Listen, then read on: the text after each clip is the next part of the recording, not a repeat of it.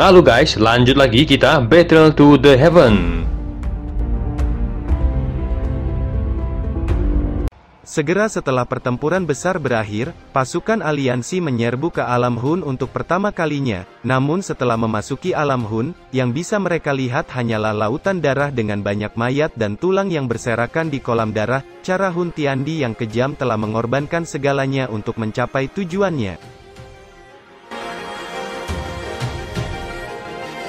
Gu Yuan dan lainnya menghancurkan tempat persembunyian klan Hun dan mulai sejak saat itu klan Hun tidak akan ada lagi di dataran tengah. Di antara 8 klan kuno, hanya klan Gu, klan Yan, klan Lei, dan tentunya klan Xiao pada akhirnya dengan garis keturunan Doudi yang telah terbangun setelah Xiaoyan menjadi Doudi.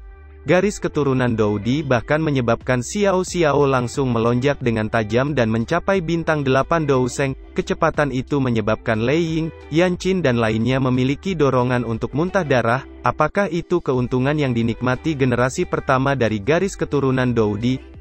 Pasukan aliansi secara alami dibubarkan setelah perang besar berakhir, kecuali ada situasi yang unik, namun akan sangat sulit untuk kembali terjadinya perang besar di masa depan, dikarenakan benua saat ini memiliki ahli puncak Doudi Xiaoyan. 2 tahun telah berlalu sejak pertempuran besar yang mengguncang bumi dan dataran tengah sekali lagi menjadi makmur, banyak sekte dan faksi mulai bermunculan menyebabkan dataran tengah sekali lagi berkembang. Tentu saja, aliansi tidak ikut campur dalam hal ini, mereka mempertahankan posisi tertinggi dan diam-diam mengamati perkembangan dan perubahan di dataran tengah. Secara alami tidak ada faksi yang berani memprovokasi penguasa dataran tengah ini. Xiaoyan hanya menghabiskan 2 bulan untuk memperbaiki tubuh fisiknya setelah pertarungan habis-habisan dengan Hun Tiandi. Selama 2 tahun ini, Xiaoyan, Sun Er dan Cai Lin mengadakan pernikahan yang sangat megah yang disaksikan oleh banyak ahli dari seluruh benua. Setelah pernikahan akbar, Xiaoyan sekali lagi mengembalikan posisi kepala aliansi pada Yao Lao. Alasannya aliansi saat ini tidak lagi perlu didukung olehnya. Yao Lao tidak berdaya menghadapi tindakan Xiaoyan ini. Dia tahu bahwa Xiaoyan berencana untuk bebas. Waktu 1 tahun bergulir dan musim gugur akhirnya datang. Saat ini ada 3 sosok duduk di dalam paviliun sekitar 5 km dari kota Beili di bagian timur dataran tengah. Mereka mengangkat mata dan tampak sedikit bersemangat. Liu Qing, apakah dia akan datang? Tanya Lin Yan dengan ekspresi agak tajam. Lin Yan, sudah bertahun-tahun tapi kamu masih sangat tidak sabar, kata Lin Xiuya di samping tersenyum tipis. Lin Xiuya, ku dengar kau telah mendirikan geng Xiuya di kota Clear Sky, kata Liu Qing tersenyum. Aku hanya bermain-main, ini bukanlah sesuatu yang luar biasa, tidak bisa dibandingkan dengan orang itu bahkan seutas rambut pun, kata Lin Xiuya tersenyum. Lin Xiuya, ini tidak tampak seperti sesuatu yang akan kamu katakan, kata Xiaoyan tiba-tiba muncul sambil tertawa.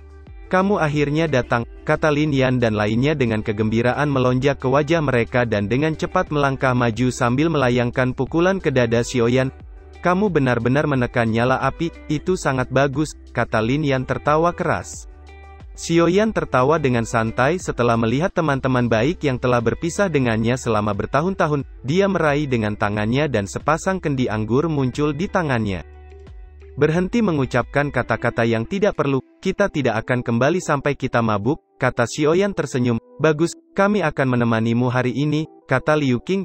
Mereka bertiga tertawa keras dan begitu saja menerima kendi anggur, mengangkat kepala mereka dan menenggaknya. Keempatnya mabuk dengan gembira di dalam paviliun. Tawa mereka tampak sangat bebas dan tidak terkendali dan menyebar di dalam paviliun. Menjelang malam Lin Yan dan Liu Qing benar-benar mabuk dan berbaring di tanah tanpa mempedulikan status mereka. Kemana rencanamu selanjutnya? Tanya Lin Xiuya agak sedikit mabuk saat dia melihat Xiaoyan. Aku telah bertahan begitu lama dan menjadi sedikit lelah, kata Xiaoyan tersenyum tipis. Dia mengangkat kepalanya dan melihat ke cahaya terang. Aku ingin kembali ke Jiama. Kamu dapat pergi ke aliansi Istana Langit jika kamu memiliki masalah di masa depan. Aku sudah berbicara dengan mereka, kata Xiaoyan tersenyum tipis. Latar belakang ini benar-benar sedikit mengejutkan. Sepertinya aku benar-benar telah membuat pilihan yang tepat untuk pergi ke Jiama denganmu saat itu, kata Lin Xiuya tertawa.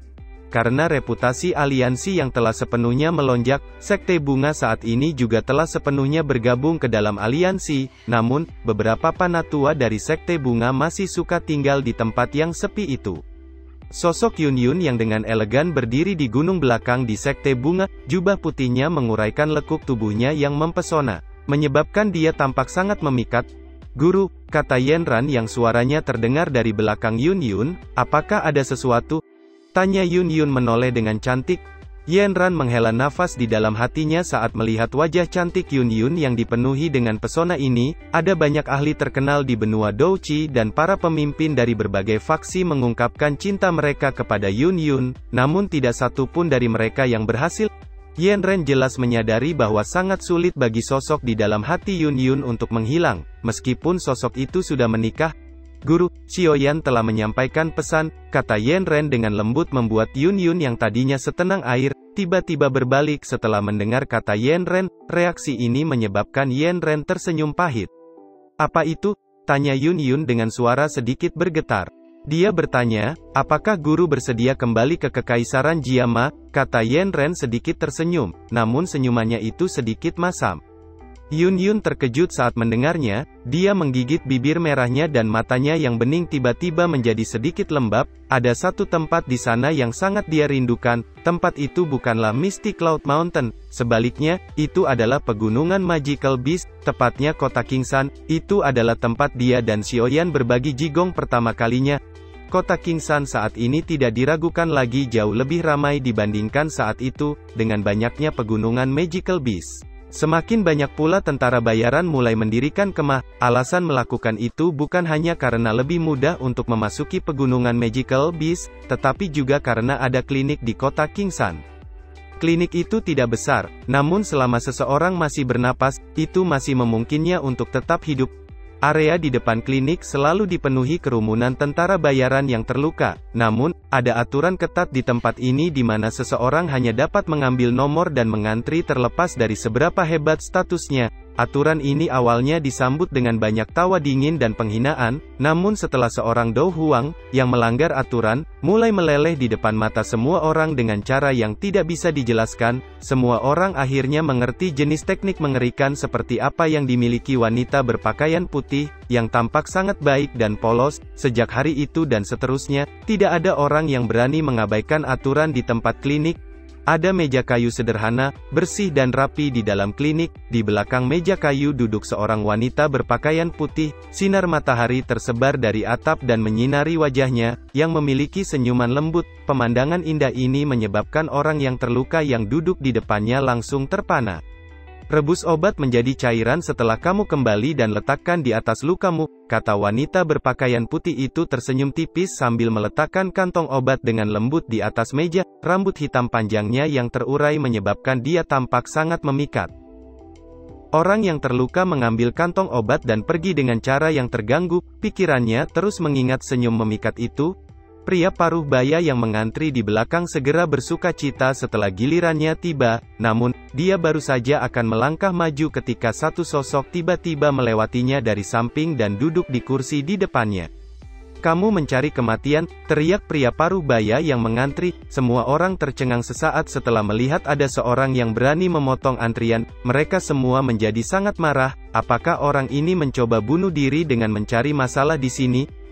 "Tolong antri," kata Xiaoyi menggeser tubuhnya. Dia bahkan tidak mengangkat kepalanya saat dia mengatur obat di sampingnya dan berbicara dengan suara lembut. Banyak orang di belakang Xiaoyan diam-diam tertawa dingin setelah melihat tindakannya. Dia akan kurang beruntung jika tidak segera pergi. Namun, Xiaoyan yang sedang duduk di kursi dengan santai di depan banyak tatapan mengejek, tiba-tiba tersenyum sebelum berbicara. "Mengingat hubungan kita, menurutku tidak perlu antri bukan? Bajingan, orang ini benar-benar berani menggodanya," seru semua orang tercengang setelah mendengar kata Xiaoyan. Apakah orang ini benar-benar idiot? Apakah dia benar-benar berpikir bahwa wanita yang tampaknya lemah ini adalah wanita biasa? Banyak tatapan mulai mengandung rasa kasihan saat mereka menatap Xiaoyan, beberapa di antaranya bahkan menggelengkan kepalanya. Sementara semua bersiap untuk melihat tragedi akan terjadi, tangan Xiaoyi yang mengatur obat tiba-tiba gemetar. Dia terkejut sesaat sebelum wajahnya yang cantik buru-buru berbalik. Xiaoyi dengan lembut menggigit bibir merahnya, setelah melihat wajah familiar yang tersenyum muncul di matanya. "Apakah kamu tidak takut kesepian dengan pergi sendiri?" kata Xiaoyan tersenyum. Kamu tidak mau menemaniku, jadi aku hanya bisa pergi sendiri, jawab Xioi tersenyum manis, menyebabkan semua orang yang marah di belakang langsung tercengang. Xiaoyan mengusap kepalanya dan menatap Xioi sebelum bertanya dengan senyum pahit, bagaimana kalau ikut denganku untuk tinggal di kota Wutang? Senyuman lembut muncul di wajah Xioi saat mendengar itu, ada sedikit kelembapan muncul di matanya yang bening. Setiap orang yang sedang mengantri merasa hati mereka hancur dan putus asa setelah melihat reaksi Xioi. Di ibu kota kerajaan Jiama, banyak faksi telah berkumpul, karena lelang 2 tahunan aliansi Yan akan diadakan di kota Jiama di klan Mite di tengah kota Jiama. Lelang itu sangat megah dan barang yang dilelang juga barang langka, tidak heran telah menarik berbagai faksi dan ahli dari wilayah barat laut dan lainnya. Saat ini kerumunan manusia yang padat telah memenuhi area di bawah panggung lelang yang tinggi, ada seorang wanita yang memikat mengenakan gaun hitam memperlihatkan lekuk tubuhnya yang aduhai. Meskipun banyak lelaki yang duduk memiliki keinginan terhadap Yafei yang menggoda di atas panggung, mereka semua mengerti bahwa wanita itu bukanlah sekedar vas bunga yang indah. Alasan penting mengapa aliansi Yan bisa menjadi begitu kuat di wilayah barat laut adalah karena campur tangan Yafei menyebabkan kekayaan dan reputasi aliansi Yan tersebar di seluruh benua barat laut. Selain itu, jaringan informasinya juga dapat dengan jelas menyelidiki semua yang terjadi. Meskipun Yafei tidak memiliki bakat besar dalam hal pelatihan Douqi dan hanya mencapai kelas Dou Huang dengan mengandalkan pil obat, namun ada banyak Douzong di bawahnya yang akan mempertaruhkan hidup mereka untuk melindunginya. Lalu siapa yang berani menggambarkannya sebagai vas bunga mengingat kemampuannya itu? Yafei memasang ekspresi malas saat dia berdiri di panggung pelelangan dan melihat orang-orang yang telah membayar harga berkali lipat dan tanpa sadar tersenyum dan menggelengkan kepalanya. Setelah itu dia mengeluarkan gulungan yang berisi aura kuno dari cincin penyimpanannya sebelum berbicara dengan suaranya yang mematikan dipenuhi dengan pesona yang tak ada habisnya. Metode Qi tingkat rendah kelas Tian, teknik petir, memulai penawaran, 3 miliar. Kata-kata Yafei segera menimbulkan keributan di pelelangan, mata banyak orang menjadi sangat panas. Bagaimanapun metode Qi tingkat rendah kelas Tian jelas memiliki bobot yang besar, karena itu, banyak faksi sangat ingin mendapatkannya. Namun, penawaran baru akan dimulai ketika satu suara tiba-tiba terdengar, 3 miliar. Bisakah itu sedikit lebih murah? Semua orang tercengang saat mendengar itu dan tanpa sadar tertawa keras. Siapa yang begitu bodoh? Apakah dia mengira ini adalah pasar dengan mencoba berani menawar? Banyak tatapan mengikuti suara itu sebelum berhenti di barisan depan saat Xiaoyan tiba-tiba muncul di kursi yang awalnya kosong pada saat yang tidak diketahui. Yafei di atas panggung nampak terkejut karena suara Xiaoyan yang tiba-tiba terdengar. Wajahnya yang cantik segera beralih ke Xiaoyan, dan gulungan yang sangat berharga tanpa sadar terjatuh ke tanah setelah matanya menatap wajah familiar yang tersenyum. 3 miliar dengan satu orang ditambahkan. Apakah itu akan berhasil? Kata Xiaoyan tersenyum seraya menatap mata menggoda di wajah Yafei yang telah menjadi lebih dewasa. Ekspresi banyak orang nampak tercengang setelah kata-kata Xiaoyan terdengar. Beberapa penjaga di pelelangan dengan cepat mengepung dengan wajah dingin. Namun senyum mempesona muncul di wajah Yafei saat dia berbicara dengan cara yang menggoda. Aku bisa mempertimbangkannya, kata Yafei yang suara indahnya bergema di seluruh tempat pelelangan, membuat tempat pelelangan yang awalnya mendidih menjadi benar-benar sunyi, dan para penjaga juga menghentikan langkah kaki mereka dengan wajah tertegun. Waktu berlalu dan tanpa disadari sudah lebih dari 10 tahun sejak pertempuran dua Doudi. Saat itu, Doudi Xiaoyan perlahan memudar dari pandangan semua orang. Namun berbagai legenda tentang dirinya terus menyebar semakin luas. Wutang adalah kota suci di mata banyak orang di Kekaisaran Jiama, karena tempat itu adalah markas besar klan Xiao yang telah menghasilkan banyak ahli puncak. Di dalam markas besar klan Xiao ada suara tawa beberapa anak kecil yang samar terdengar. Xiaoyan nampak tersenyum saat menikmati hangatnya sinar matahari. Di sampingnya ada Sun Er sedang memotong buah sebelum dengan lembut memasukkannya ke dalam mulutnya. Sun Er hendak berdiri ketika sebuah tangan nakal memeluk pinggangnya yang ramping membuat Sun Er mengeluarkan teriakan indah ketika dia ditarik ke pelukan Xiaoyan yang dengan kejam menyerang wajah Sun Er dengan ciuman-ciumannya yang brutal menyebabkan wajah Sun Er menjadi merah padam.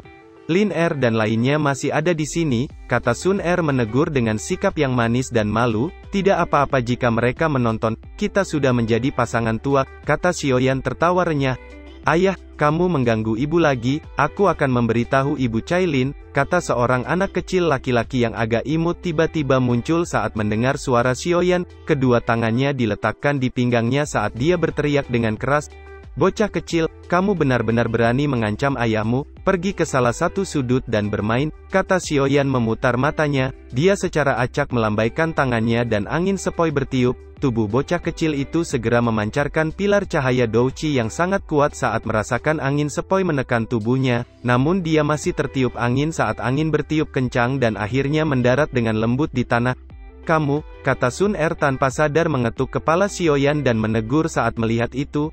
Xiaoyan hanya tersenyum, dia menengadah dan melihat ke langit. Senyuman di wajahnya perlahan menghilang saat dia berkata dengan lembut, "Aku punya perasaan aneh selama periode waktu ini, apa itu?" tanya Sun Er sedikit terkejut. "Sun Er, apa kau tahu kenapa para Dou di akhirnya menghilang?" tanya Xiaoyan. "Mengapa?" tanya Sun Er. "Mungkin, mereka telah meninggalkan benua douqi ini," kata Xiaoyan. "Itu mungkin tidak benar," gumam Sun. Perasaan itu menjadi semakin kuat, dalam waktu paling lama setengah tahun, aku mungkin akan memiliki jawabannya, kata Xiaoyan sambil memeluk Sun Er yang sedikit mengangguk setelah mendengar itu dan tanpa sadar mengeratkan pelukannya. Setengah tahun berlalu dalam sekejap, ada menara batu yang menjulang tinggi di markas aliansi dengan banyak ahli yang melayang di sekitar menara batu, mata mereka dengan panas menatap Xiaoyan yang sedang duduk dengan tenang di tempat itu, ini adalah pertama kalinya mereka melihat Doudi legendaris dalam 10 tahun ini. "Apakah menurutmu Xiaoyan mengatakan yang sebenarnya?" kata Zhu Kun melihat Xiaoyan sebelum menoleh dan bertanya pada Gu Yuan di samping. "Ini, aku juga tidak tahu, namun tampaknya inilah satu-satunya cara untuk menjelaskan mengapa para Dou di benua douqi ini benar-benar lenyap, tidak mudah untuk membunuh seseorang pada tingkat seperti itu," kata Gu Yuan ragu sejenak. Zhu Kun menghela nafas, dia memiliki perasaan yang sangat rumit di dalam hatinya. Jika itu benar, mereka bisa dianggap sebagai kabut di dalam sumur. Ketenangan di langit berlanjut selama setengah hari sebelum akhirnya terbentuk gelombang misterius saat matahari hendak terbenam. Semua orang terkejut saat melihat itu, riak menjadi semakin kuat dan Xiaoyan tiba-tiba membuka matanya dan pilar douqi muncul dari atas kepalanya dan menembak ke langit. Sesaat kemudian, sebuah terowongan spasial muncul di depan banyak tatapan tertegun. Xiaoyan tiba-tiba berdiri saat terowongan itu muncul, sebuah kilatan melintas di matanya saat dia merasakan origin Qi yang merembes keluar dari dalam terowongan. Zhu Kun dan Gu Yuan nampak terperangah saat melihat itu, badai besar melanda hati mereka ketika merasakan kekuatan mereka yang tidak berkembang selama 1000 tahun, sebenarnya mulai menunjukkan tanda-tanda pertumbuhan. Mata mereka dengan panas melihat ke terowongan spasial, perasaan itu seolah memberitahu jika mereka memasuki terowongan, mereka pasti akan mengalami terobosan kekuatan. Xiaoyan tersenyum saat melihat itu, matanya yang telah tenang selama bertahun-tahun sekali lagi menunjukkan panas yang mendidih saat dia bergumam, sebuah akhir sebenarnya juga sebuah permulaan, atau mungkin juga merupakan awal yang berbeda, gumam Xiaoyan dengan senyuman terangkat di sudut mulutnya.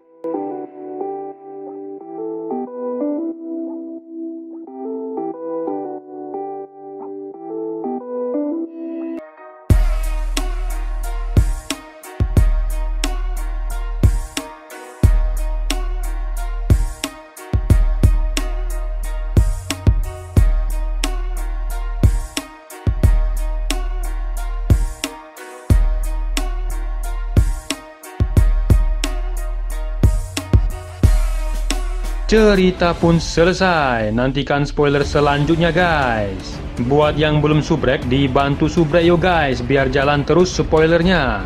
Buat yang udah subrek, mudahan dilancarkan rezekinya. See you and ciao.